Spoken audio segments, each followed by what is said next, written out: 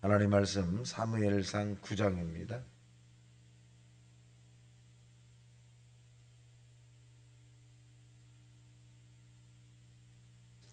합독합니다. 시작. 베냐민 지파에 기스라 이름하는 유력한 사람이 있으니 그는 아비엘의 아들이요 스롤의 손자요 베고라스의 증손이요 아비야의 현손이며 베냐민 사람이더라. 기스에게 아들이 있으니 그의 이름은 사울이요 준수한 소년이라. 이스라엘 자손 중에 그보다 더 준수한 자가 없고 키는 모든 백성보다 어깨 위만큼 더 컸더라. 사울의 아버지 기스가 암나기들을 잃고 그의 아들 사울에게 이르되 너는 일어나 한 사환을 데리고 가서 암나기를 찾으라 하며 그가 에브라임의 산지 살리사 땅으로 두루 다녀보았으나 찾지 못하고 사할림 땅으로 두루 다녀보았으나 그곳에는 없었고 베냐민 사람의 땅으로 두루 다녀보았으나 찾지 못하니라.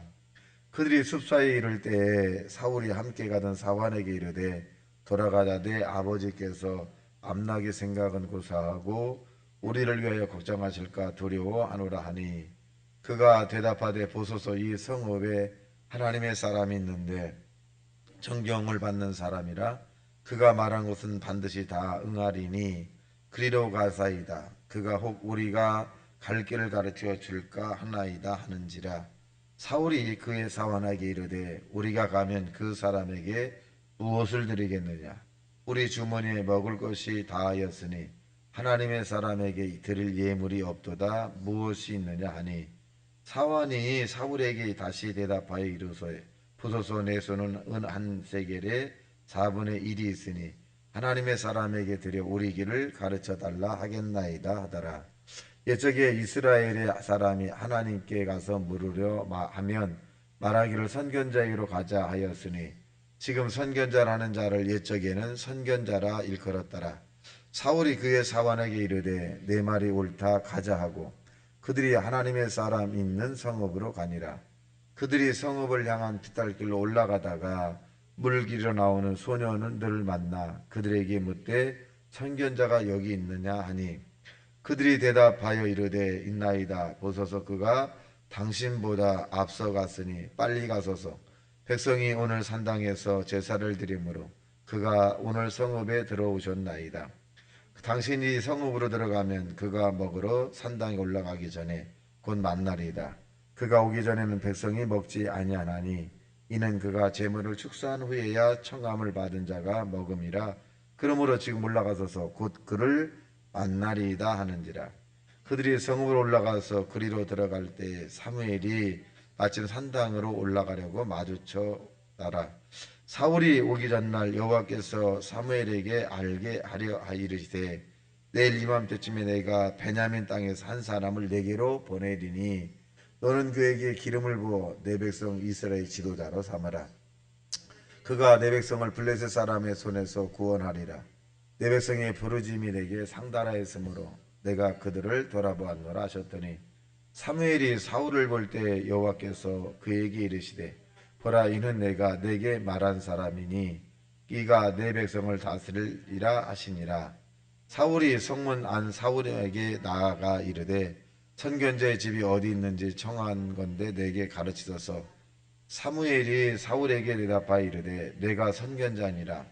너는 내 앞서 산당으로 올라가라. 너희가 오늘 나와 함께 먹을 것이요 아침에는 내가 너를 보내되 내 마음에 있는 것을 다 내게 말하리라.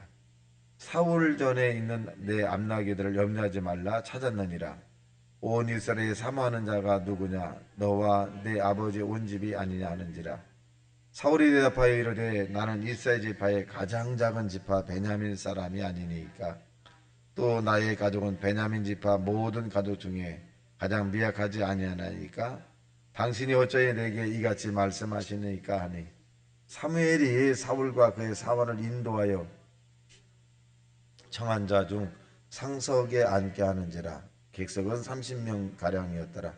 사무엘이 요인에게 이르되 내가 내게 주며 내게 두라고 말한 그 부분을 가져오라.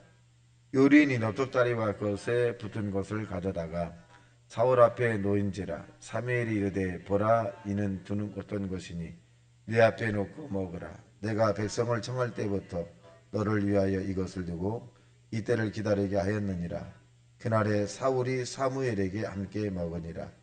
그들이 산당에서 내려 성읍에 들어가는 사무엘이 사울과 함께 지붕에서 담화하고 그들이 일찍 일어날 새 동이 들을 때쯤에 사무엘이 지붕에서 사울을 불러 이르되 일어나라 내가 너를 보내리라 하며 사울이 일어나고 그 두 사람과 사무엘이 함께 밖으로 나가서 성읍 끝에 이름에 사무엘이 사울에게 이르되 사원에게 우리를 앞서게 가라 하니라.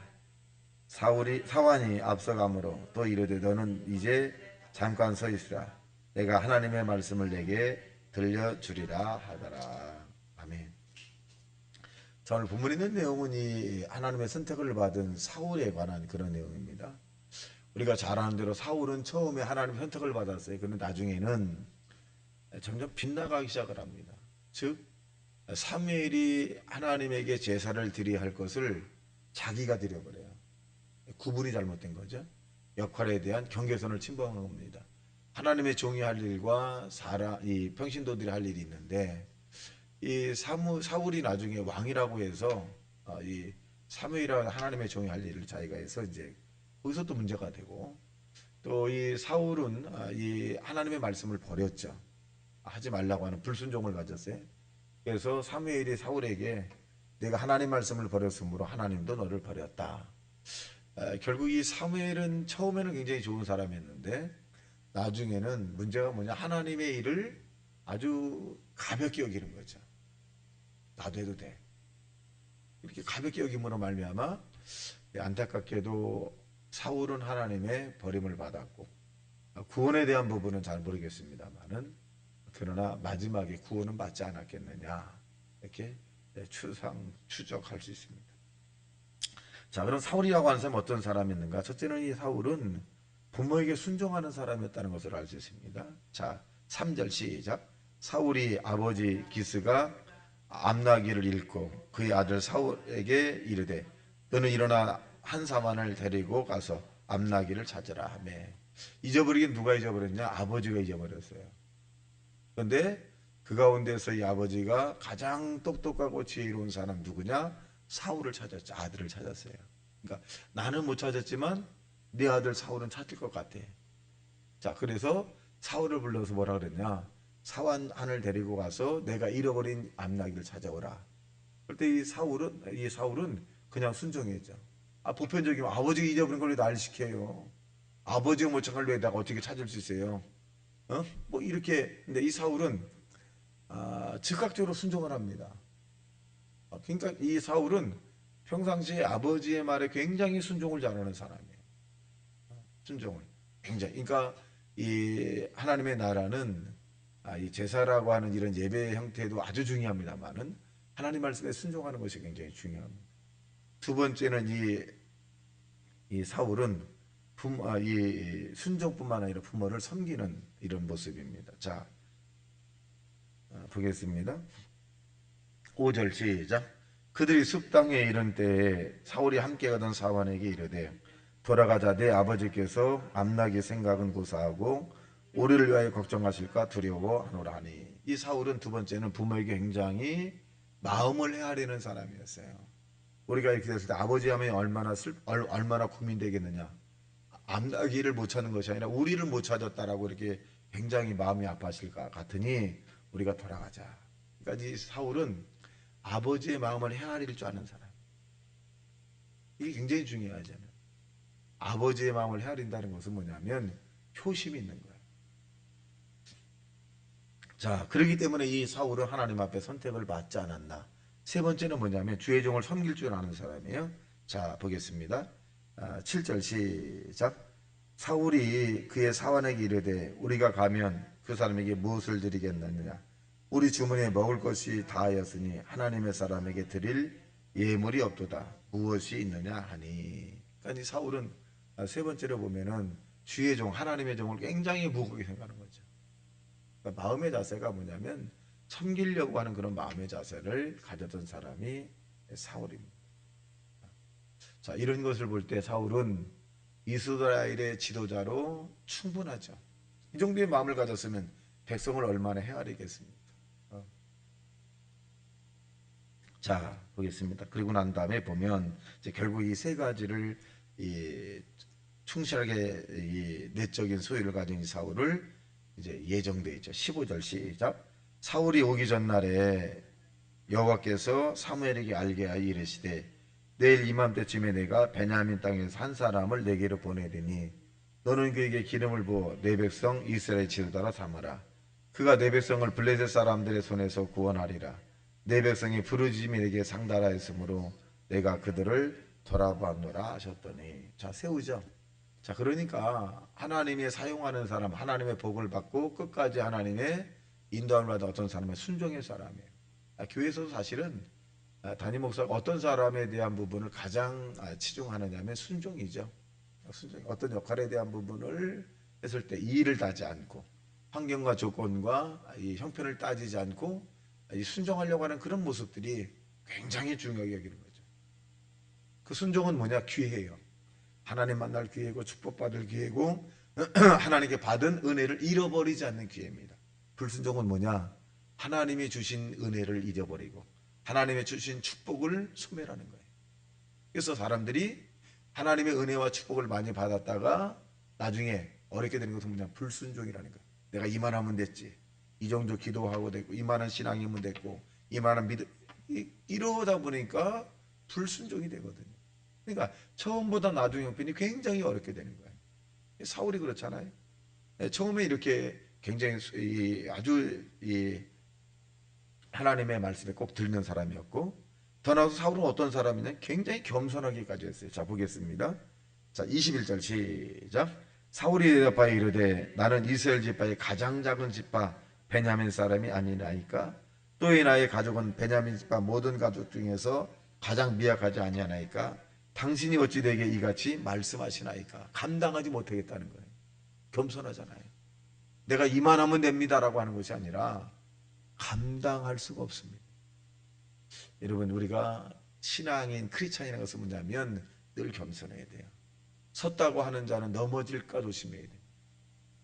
벼는 익으면 익을수록 숙인다는 말이 있어요. 늘 우리는 이 교인들을 섬기는 그런 포지션에 있다고 한다면 늘 낮은 마음을 가져야 돼요. 늘 낮은 마음, 늘 섬기는 마음을 해야 돼요. 하나님 우리에게 교인을 섬길 만한 그런 포지션에 줬다는 것은 뭐냐면 기회가 많이 있었다는 거예요. 근데 그 기회를 여러분 예수님 이름으로 섬기는 기회로 삼아야 돼. 내가 다른 사람으로부터 섬김의 받음의 대상이 되는 것은 굉장히 어리석은 것이에요. 이 땅에서 사람에게 섬김을 받는 것은 굉장히 지혜롭지 못하는 것이. 왜? 이 땅에서 섬김의 대상은 오로지 예수님, 오로지 십자가에 못 박혀 달려주신 하나님만이 섬김을 받아야 돼. 그리고 우리가 그 예수님 섬길 때 최선을 다해서 내 것을 가지고 섬겨야 돼. 남의 것을 가지고 내가 티를 낸다거나 내가 주관한다거나 그건 대단히 어리석은 사람입니다. 늘 나의 것을 가지고 주님을 섬기고 나의 마음의 중심을 가지고 주님을 바라보고 늘 언제나 낮은 마음에. 그래서 빌립보서 2장 1절과 11절에 보니까 너희는 이 마음을 보모라 고린도 예수의 마음이니 그는 그만 하나님의 번제시나 하나님과 동등됨을 여기지 아니하시고 자기를 비어 종의 형체를 가졌다. 하나님 조물 주시거든요. 조물 주신 예수님이 사람의 종의 형태를 가졌다. 얼마나 겸손합니까? 예루살렘에 입성할 때 예수님은 겸손하여서 나귀 새끼를 다쳤다. 그 당시 예수님을 따랐던 사람들이 수십만 명이에요. 수십만 명의 지도자죠. 근데 그 수십만 명의 지도자인 예수님께서 예루살렘 입성할 때 뭘 타고 가셨나요?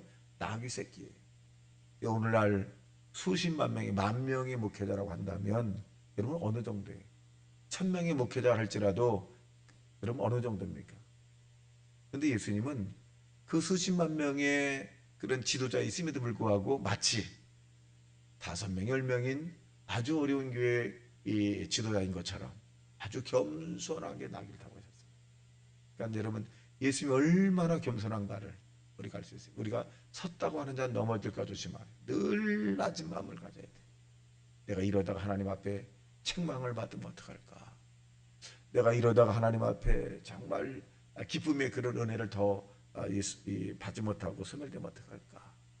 우리의 현 포지션을 정말 주님을 섬기는 하나님의 사람이 되고, 이 사울처럼, 이 초심을 얻은 이 사울처럼 정말 겸손해야 돼요. 겸손은 존귀의 앞잡이라서, 겸손하면 사람이 자꾸 인정해주고 교만하면 자꾸 멀리하는 거예요. 그래서 이 겸손하더라 것을 알 수 있습니다. 자, 그랬더니 어떻게 됩니까? 27절 시작. 성읍의 끝에 이름에 사무엘이 사울에게 이르되 사환에게 우리를 앞서가게 하라 하시니, 사환이 앞서감으로 또 이르되 너는 이제 잠깐 서 있으라, 내가 하나님의 말씀을 내게 들려주리라 하더라. 이제 결론을 딱 맺는 거예요. 내가 우리의 지도자가 될 것이다. 이 사울의 네 가지 특징이잖아요. 네 가지의 특징을 사울이 세상을 끝날 때까지 지켰다면 다윗보다도 사울은 더 훌륭했을지 몰라요.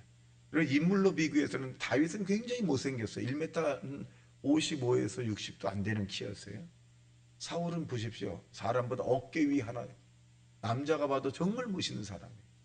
얼굴도 굉장히 준수한 사람이고, 다윗은 그렇게 그렇게 준수하지 못했고, 성경상 문헌에 보면 다윗은 코도 뾰족한 것이 아니라 매부리코를 했다는, 매부리코, 쑥 들어간 코. 근데 이 사울은 굉장히 준수한 사람이에요. 사울이 네 가지의 그런 심성을 끝까지 갖다라면 다윗보다도 어떻게 보면 더 크게 사용했을 텐데, 사울이 점점 편했죠. 이만하면 됐지, 이 정도면 됐지. 하나님이 주신 은혜를 놓쳐버리고 대단히 교만했고 불순종했죠. 이건 신앙은 순종입니다. 말씀에 순종하는 것이고, 제도의 이 시스템에 이 하나님 말씀이면 아멘 하는 것입니다. 내게 손해보는 것 같고, 내가 억울한 것 같고, 내가 좀 불편한 것 같고, 내가 힘든 건 날지라도 하나님 말씀이면 그 말씀에 우리가 또 무릎을 꿇고 그 말씀을 받아야 합니다. 목사도 장로도 안수집사도 권사도 성도도 모두가 다 하나님 말씀이면 아멘 하는 것입니다. 저와 여러분이 사울을 보고 역지사지 반면교사 삼아서 정말 주님 앞에 쓰임받는 귀한 하나님의 사람이 되시기를 주님의 이름으로 축원합니다. 다 같이 말씀 생각하며 통성기도합니다. 주여 주여 주여.